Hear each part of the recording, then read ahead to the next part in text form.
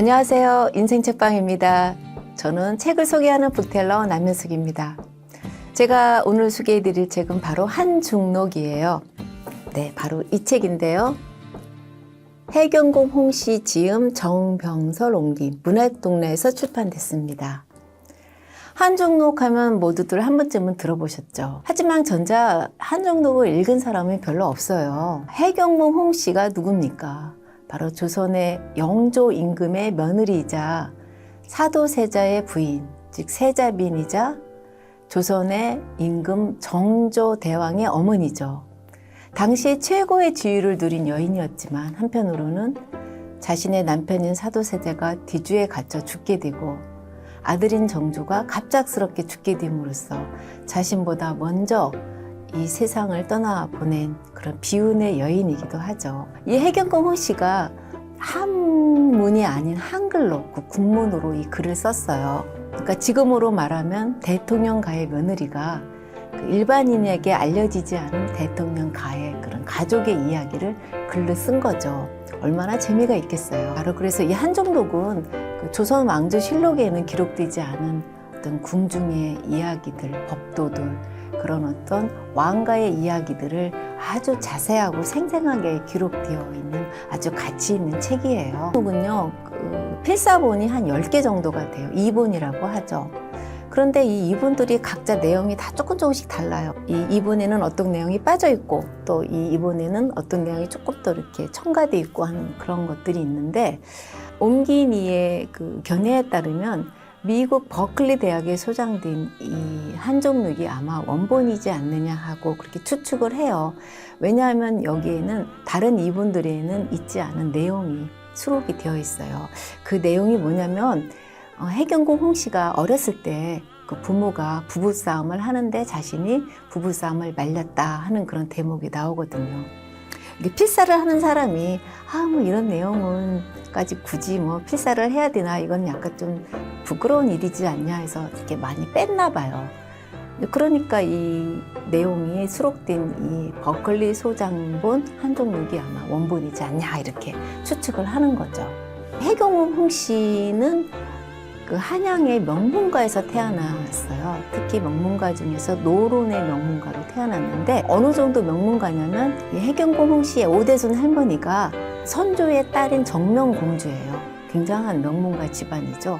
하지만 해경공 홍씨가 어렸을 때는 굉장히 가난하게 살았어요. 왜냐하면 이 아버지가 오랫동안 벼슬을 하지 못했기 때문이죠. 어쨌든 총명한 그 해경공 홍씨는 10살 때 세자빈으로 간택이 돼서 궁에 들어가게 됩니다. 워낙 총명했기 때문에 그 궁궐의 어른들한테 상당한 사랑을 받았어요. 영조의 사랑도 받았고요.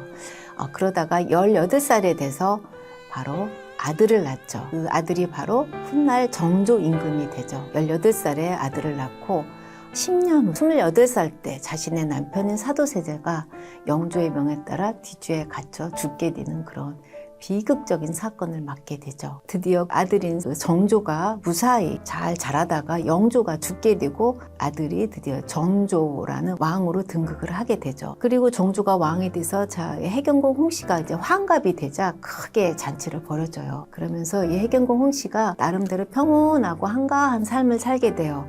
그러면서 자신의 일생을 이제 회고를 하면서 글을 쓰게 됩니다. 그래서 이때 한가할 때 쓴 글이라고 해서 한중록이라고 이름을 지어지게 됩니다. 66세 되던 해, 그러니까 1800년 정조가 갑작스럽게 죽게 돼요. 그러면서 사도세자가 왜 죽었느냐 하는 소문이 무성하게 퍼지게 돼요.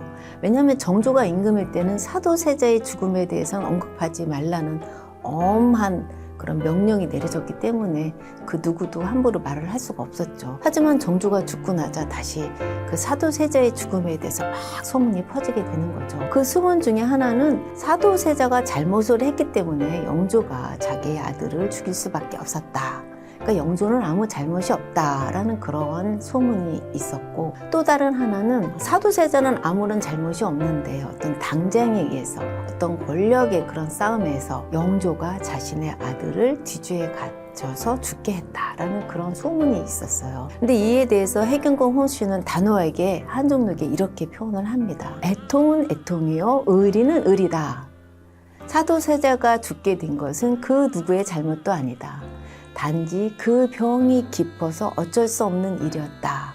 이렇게 단정을 짓고 그 사도세자의 죽음에 대한 무성한 소문을 잠재우려고 합니다. 그리고 또 한편으로는 정조가 죽자 순조가 바로 왕위를 잇죠. 근데 순조는 정조의 하나밖에 없는 어린 아들이었어요. 근데 나이가 어렸기 때문에 영조의 계비인 정순왕후가 수렴청정을 하게 돼요. 그런데 이 정순왕후의 집안과 해경궁 홍씨의 집안은 완전히 적대 관계에 있었어요. 그러니까 정순왕후가 수렴청정을 하게 되면서 이 해경궁 홍씨의 집안을 막 공격하고 박살을 냈대요. 그래서 해경궁 홍씨의 그 남동생인 홍낙인이 죽음을 당하고 해경궁 홍씨 집안이 역적의 집안으로 막 몰려가게 됩니다. 얼마나 해경궁 홍씨가 정말 애가 타고 슬프고 원통을 하겠어요. 그래서 자기 집안의 그 무고를 입증하기 위해서 막 글을 씁니다. 피 끓는 심정으로. 그래서 이 글을 의편록이라고 해요. 그래서 이 의편록을 보면 해경궁 홍씨의 그 절망, 분노, 고통, 슬픔 같은 그런 감정들이 기본적으로 깔려 있지만 이런 감정들을 잘 통제하고 자기 친정을 공격하는 적들을 반박하기 위해서 굉장히 논리적으로 조목조목 따져가면서 글을 씁니다. 그 글을 보면 굉장히 논리적이고 똑똑해요. 그래서 해경궁 홍씨의 이 똑똑함과 영민함을 닮아서 정조대왕이 그렇게 똑똑했구나 하는 생각이 절로 들게 돼요. 한중록은 이 책에서는 그 세 파트로 나뉘어져 있어요. 첫째 파트는 나의 일생이라고 해서 그야말로 한가할 때 자신의 일생을 회고한 그런 책이고, 두 번째 내 남편 사도세자가 있어요. 내 남편 사도세자는 사도세자가 어떻게 해서 영조와 사이가 틀어져서 결국에는 영조에 의해서 뒤주에 갇혀서 죽게 되었나 하는 그 과정을 굉장히 자세하고 구체적으로 생생하게 기록을 해요. 그 심리 분석이 굉장히 탁월하고 세도세자가 그 미쳐가는 과정을 너무나 그 구체적이고 사실적으로 묘사를 했기 때문에 현대의 전문가들이 보면은 굉장히 그 과정이 사실적이고 과학적이고 현재 맞다고 그런 평가를 내리고 있어요. 그리고 의편록이죠. 그야말로 친정의 무고를 입증하기 위해서 쓴 그런 글이죠. 나의 일생과 의편록은 아무래도 그 해경궁 홍씨의 개인적인 그런 이야기들이 아무래도 중점을 두기 때문에 여기서는 잠시 접어두고 많은 사람들이 관심을 갖고 있는 내 남편 사도사자의 죽음에 얽힌 이야기를 담은 이야기를 이번에는 좀 소개를 할까 해요. 책에 보면은 사도사자는 어렸을 때는 굉장히 총명했다고 해요. 그래서 영조가 상당히 사랑하고 총애를 했는데 영조와 사도세자가 점점 틈이 벌어지고 사도세자가 점점 빗나가기 시작해서 영조의 꾸지람을 받고 또 더 빗나가고 나서 결국은 잘못되었다고 그렇게 기록을 하고 있어요. 해경궁 홍씨의 그 시선으로 보면 이 사도세자가 잘못된 그런 이유는 크게 세 가지로 나누고 있어요. 그 첫 번째가 사도세자가 태어났을 때 그 영조의 기쁨은 말할 수가 없었어요. 왜냐하면 굉장히 기다리던 그런 아들이었거든요. 영조와 영조의 정비인 정성왕후 사이에는 후손이 없었어요. 왜냐하면 그들 사이가 그렇게 좋지가 않았거든요. 그리고 그 영조와 그 내인이었던 선의궁 사이에서 바로 이 사도세자가 태어났어요. 그런데 이렇게 귀한 아들을 태어난 지 100일 만에 이 영조와 선의궁의 그 처소에서 멀리 떨어진 저승전으로 보내요. 그들의 처소에서 한 500m 정도 떨어진 곳이니까 꽤 먼 곳이죠. 아무래도 거리가 있다 보니까 차츰 자기 아들을 보러 가는 횟수가 줄어드는 거예요. 그 저승전에다가 어떤 내인들을 들여보냈냐면은 경종을 시중 들던 대관 내인들을 들여보내요. 경종은 누구냐면 바로 영조의 전 왕이에요. 그리고 숙종과 장희빈 사이에서 태어난 아들이에요. 그리고 영조는 숙종과 무술이 출신의 천한 내인이었던 여인과의 사이에서 태어났어요. 그러니까 경종과 영조는 숙종의 아들이면서 어머니가 다르죠. 그러니까 이기복 형제인 거죠. 그런데 경종이 굉장히 몸이 약했다고 해요. 그래서 그 경종이 후사를 보지를 못했고 툭 하면 알아 누웠어요. 그런데 어느 날 경종이 간장게장을 먹고 후식으로 감을 먹었어요. 근데 게장과 감은 굉장히 상극이라고 해요. 그거를 먹고 배탈이 난 건데 이게 낫지를 않아요. 그래서 어이들이 예약 저약을 써도 낫지를 않는데 영조가 그때는 영인군이라고 불렀죠. 왕자 시절이었으니까 영조가 그 어이들의 반대를 무릅쓰고 인삼이 들어간 어떤 약재를 경종한테 올렸어요. 그런데 경종이 이 약을 먹고는 즉사를 했어요. 그러니까 경종이 죽고 나니까 이 연인궁이 바로 왕위에 오른 거죠. 영조가 왕위에 오르면서 계속 영조가 자신의 형인 경종을 독살했다는 그런 소문에 계속 휩싸이게 돼요. 아니다, 나는 그런 것이 아니다. 나는 경종을 살리려고 한 것이다 했는데 소문은 잦아들지 않아요. 그러니까 영조는 왕위에 오르면서 계속 경종 독살설에 스트레스를 받게 되는 거예요. 그리고 영조가 왕위에 오르는 데는 노론의 그런 힘이 컸어요. 그러니까 영조는 노론의 그런 세력들을 내칠 수가 없었어요. 왜냐하면 자기를 왕으로 오르게 한 세력이기 때문에. 그에 비해서 경종은 그 소론의 세력들이 경종을 에워싸고 득세를 하던 그런 시기였어요. 그러니까 영조가 왕위에 올라와서 또 다른 어떤 문제점은 노론이 너무나 득세를 하면 또 자기의 왕권 강화를 할 수가 없잖아요. 그러니까 노론을 은혜를 저버릴 수는 없지만 그래도 노론의 세력을 약화시킬 필요가 있잖아요. 그러기 위해서는 반대 세력인 소론의 세력을 키울 필요가 있었거든요. 근데 경종의 내인들을 아들인 세자의 시중을 들게 한 거는 아무래도 그 궁 밖으로 내쫓았던 그런 경종의 내인들을 다시 불러들이면 주위에 그 어떤 소론의 세력들이 좀 크게 되죠. 영조가 자신의 아들인 세자를 저승전으로 보내고 경종의 내인들을 그렇게 둘러싸게 만든 것은 아무래도 그 소론과 노론의 대립구도였던 평형을 이루기 위한 정치적인 이유에서였죠. 그러니까 영조는 어떤 부모 자식 간의 어떤 정보다는 정치적인 계략을 좀 우선시했다는 거죠. 그래서 그 한종록에 보면은 이런 얘기가 나와요. 법보는 둘째로 쥐고 부모 곁에 두고 길러 성취하려 하지 않고 처소부터 멀리 떨어뜨리니 경모궁께서, 경모궁은 바로 사도세자를 일컫는 말인데 해경궁 홍씨가 사도세자를 이 책에서는 경모궁이라고 일컬어요. 경모궁은 사도세자가 죽고 나서 정조가 그 사도세자의 사당을 지어줬는데 그 사당의 이름이 경모궁이에요. 경모궁께서 아침 저녁으로 대하시느니 환관과 내인이요 들으시느니 시중에 자잘한 얘기들 뿐이니 이것이 벌써 앞일에 잘 되지 못할 장본이다. 어찌 섭고 원텁지 않으리요. 이런 문장이 나와요. 여기서 그 내인들은 그 사도세자가 이제 학문을 하기 싫으면은 좀 살살 달려서 학문을 하게 만들지 않고 데리고 나가서 막 병정놀이 시키고 노는데 급급을 한 거예요.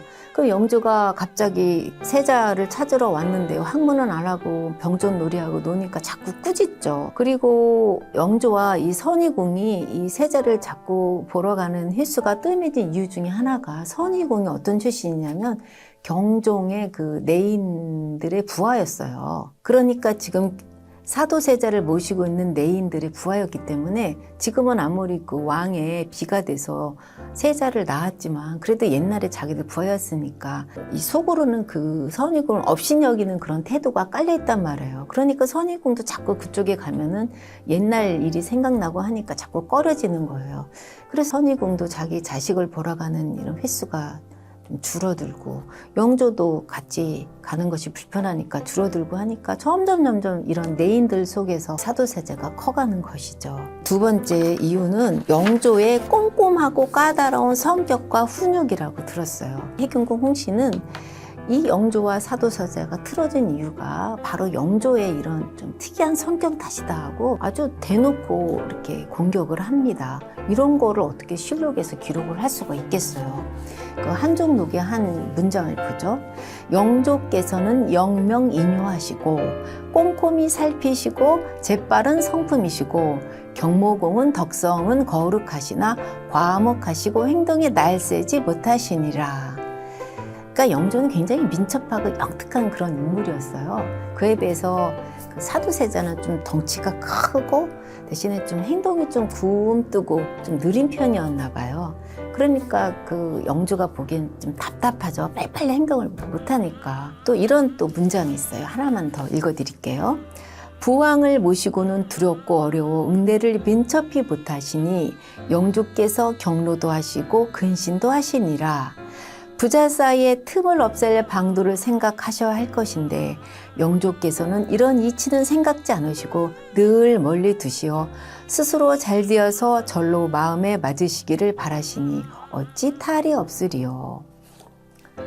네, 이거는 지금 현재 그 부모들도 좀 새겨 들어야 될 일이죠. 자신과 자기 자식이 그런 성향이 다르다고 꾸짖고 그러면 안 되는 거죠. 잘 타일러서 그 자식의 어떤 성향을 있는 그대로 존중을 하고 거기에 맞게 애를 길러야 되는데 너는 왜 그 꼴이니? 왜 이렇게 늦니? 왜 못하냐고 자꾸 타일을 꾸짖기만 하니까 자꾸 어긋나는 거잖아요.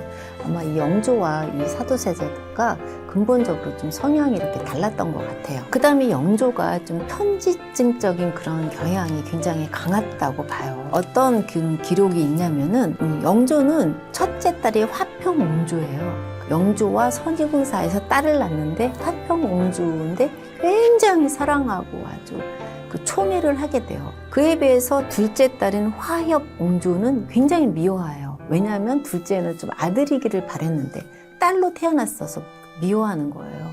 그래서 영조는 자신이 사랑하는 사람과 사랑하지 않는 사람이 함께 있는 꼴을 보지를 못해요. 그래서 화평옹조와 화협옹조는 같은 자매인데도 마음 듣고 서로 같이 있지를 못해요. 왜냐하면 같이 있다가 영조에게 발각되면 불호령이 떨어지거든요. 그 다음에 이런 문장이 있어요. 말씀을 가려 쓰셨는데 죽을 사 돌아갈 기자는 모두 꺼려 쓰지 않으시니라. 그 다음에 불길한 말씀 나누거나 들으시면 드실째 양치질하고 귀를 쓰시고 먼저 사람을 부르셔서 한마디 하고 말씀을 건넌 다음에야 안으로 드셨느니라. 정사를 보고 드실째 의복 입은 채 동궁을 불러 밥 먹었냐? 물은 다음 그 자리에서 귀를 씻고 씻을 물을 화협옹조 거처 쪽으로 버렸다. 그래서 이 사도세자와 화협옹조는 이런 말을 했다고 해요. 우리 남매는 귀 씻을 준비물 이루다. 그 다음에 그 영조는 세자를 굉장히 꾸짖는데 이렇게 자식이 잘못되면 좀 몰래 불러서 꾸짖는 게 아니고 막 신하들 앞에서 막 그따위로 일을 한다고 막 꾸짖어요. 그러면 사도세자는 자기가 세자인데 얼마나 그 자존심도 상하고 창피하겠어요. 근데 신하들 앞이면 또 몰라요. 그 황관 내인들 앞에서도 막 영조는 자기 자식 세자를 막 꾸짖어요. 그래서 이 사도세자는 막 내인들 앞에서 혼나고 너무 창피하니까 막 나중에는 막 자살 시도까지 일으키고는 해요. 사도세자가 그 결정적으로 그 좀 바쁘게 된 그런 이유 중에 하나가 이제 영조가 대리청정을 시켜요, 세자한테. 그럼 이제 대리청정을 하면 뒤에 영조가 지켜보고 사도세자가 이제 정사를 보게 되죠.